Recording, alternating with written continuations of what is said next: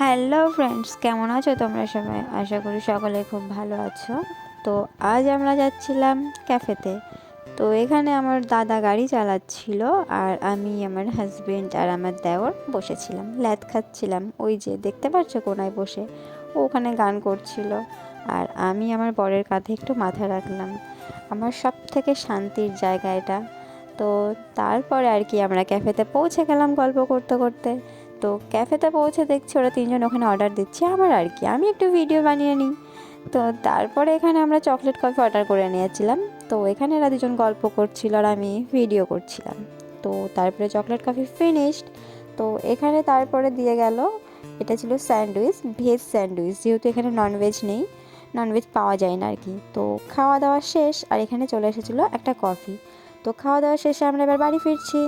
আর এখানে আমি এটাই বলছিলাম যে ফাইনালি গাইস বাড়ির দিকে যাচ্ছি। তারপর আর কি দেখা হবে আবার নেক্সট ভিডিওতে।